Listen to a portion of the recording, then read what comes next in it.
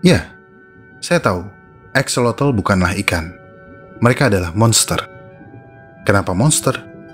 Karena axolotl adalah bahasa suku Aztec yang jika diterjemahkan menjadi monster air. Namun, karena penampilan dan perilakunya, mereka dapat dengan mudah disalahartikan sebagai ikan berkaki. Apalagi insang mereka yang sangat terlihat. Di seluruh dunia, axolotl memiliki nama lain lagi, yaitu Mexican walking fish.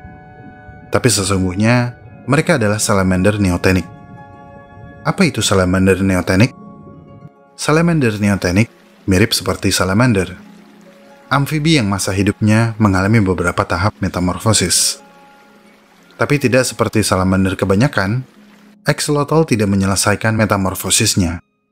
Mereka tidak pernah kehilangan insangnya dan tidak pernah meninggalkan air selama hidupnya.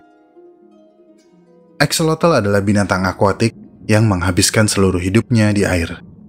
Mereka bisa aja keluar dari air karena mereka juga memiliki paru-paru dan dapat menghirup udara.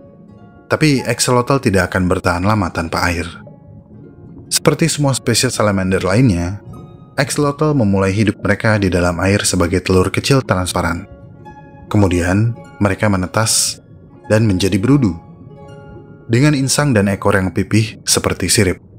Bagi salamander, ini adalah fase sementara yang akan menghilang setelah mereka mengembangkan paru-paru dan akhirnya merangkak ke darat. Namun, tidak bagi axolotl. Mereka seperti takut dewasa, tidak pernah tumbuh dari tahap larva mereka. Tubuh dewasa mereka, ya tubuh larvanya salamander, mereka terlihat seperti larva, tapi sebenarnya sudah dewasa. Baby face. Pasti banyak yang bingung dan bertanya-tanya. Terus, jika axolotl adalah amfibi, mengapa mereka tidak bisa hidup di darat? Karakteristik dari morfologi axolotl memang dikhususkan untuk hidup di dalam air. Axolotl memiliki insang berwarna ungu kemerahan karena adanya sel darah yang menarik oksigen dari air secara instan. Ketika axolotl bernafas, mereka hanya perlu mengepakkan insangnya. Namun ketika oksigen di dalam air sangat kurang, axolotl memiliki trik lain.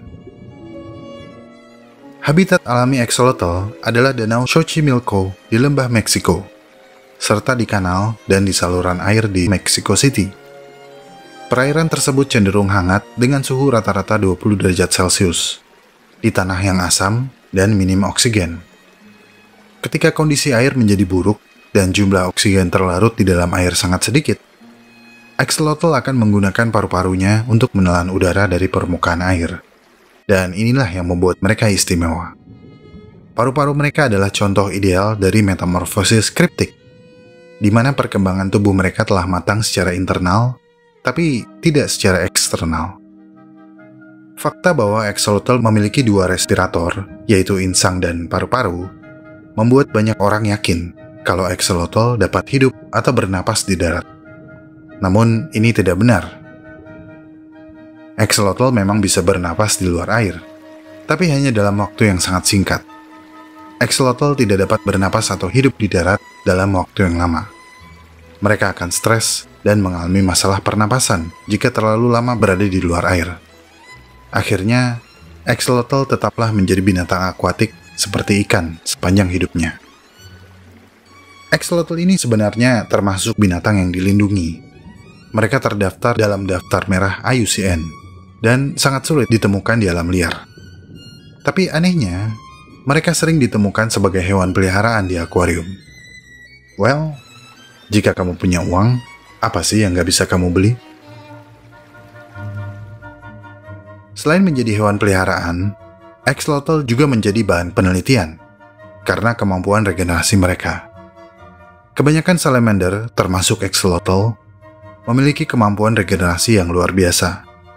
Jika dalam suatu kondisi mereka kehilangan kakinya, mereka mampu menumbuhkan kaki yang hilang tersebut. Kemampuan ini sangat menarik bagi manusia, dan berharap kemampuan super tersebut juga bisa diterapkan kepada manusia. Dan untuk kamu yang bertanya, apakah axolotl bisa dimakan? Saya senang kamu bertanya demikian.